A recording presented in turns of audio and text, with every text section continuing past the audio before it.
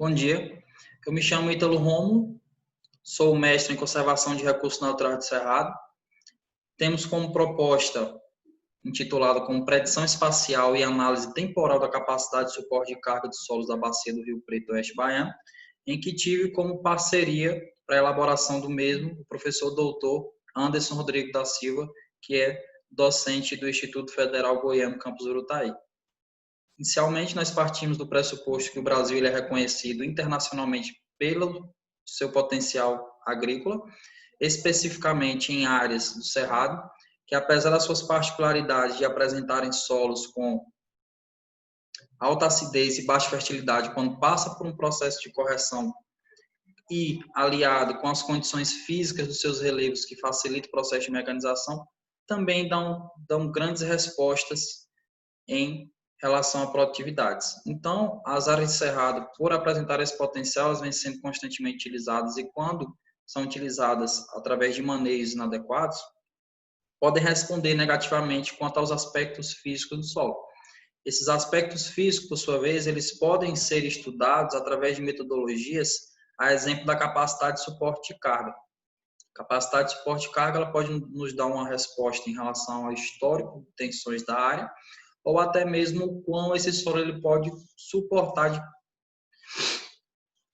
suportar de pressão superficial, especificamente aí em relação a tráfego de maquinário. Essa metodologia em especial, ela é estritamente laboratorial, consiste em coleta de amostras de solo em campo, envio para laboratório.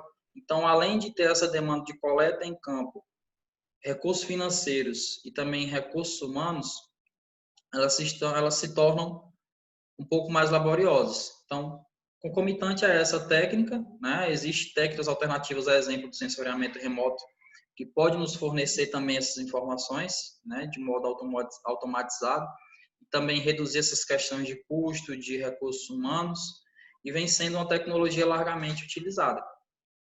Sendo assim, né, objetivamos aí realizar através de assessoramento remoto, a capacidade de suporte de carga de solos, né, da bacia hidrográfica do Rio Preto, Oeste Baiano. Como metodologia, né, utilizou-se um conjunto de técnicas de assessoramento remoto, partindo desde a aquisição das cenas, né, que trabalhamos com cenas Landsat 8.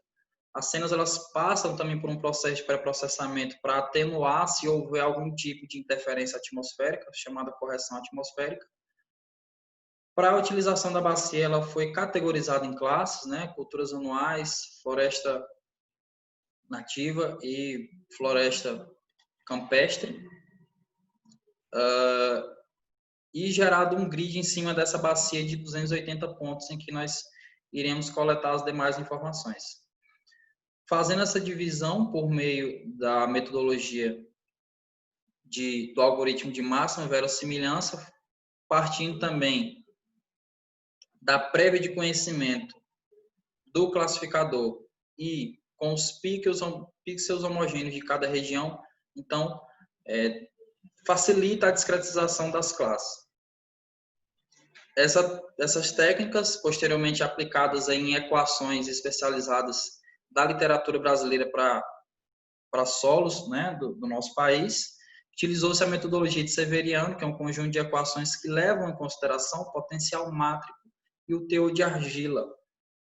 Sendo assim, o teor de argila ele foi disponibilizado através da plataforma SoilInfo e os dados do teor do potencial mátrico, né, o teor de água, ele foi disponibilizado no site, na plataforma do SMAP, que é uma plataforma adjunta ao site da NASA. Esses dados eles foram trabalhados mensalmente no ano 2016 e 2017 e, por fim, né, iremos trabalhar com esse conjunto de dados, levando em conta o intervalo de confiança 95%, né, para poder fazer esses comparativos mensais.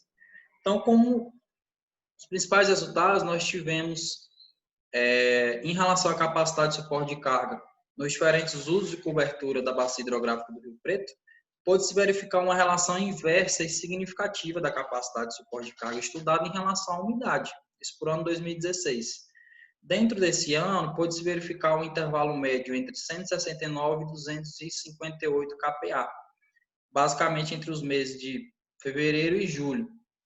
Esses meses que tiveram os valores mais representativos, pôde-se verificar dentro desse intervalo registros pluviométricos entre 30 e 31,5 milímetros. Né? Sendo assim, verifica-se que é um comportamento inversamente proporcional, ou seja, as altas tensões elas podem ser encontradas aí quando há baixos registros pluviométricos, o que há então uma ligação direta entre precipitação e tensão.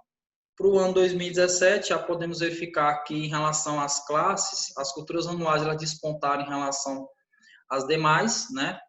Pode-se ter um paralelo em relação à ausência da mobilidade do solo, né? Onde se tem essas práticas, a exemplo, é uma cultura bastante utilizada aqui na região, a adoção de sistema de plantio direto, ou seja, a ausência dessa mobilidade talvez ela pode condicionar aí o solo a ter uma maior resistência ao longo do tempo.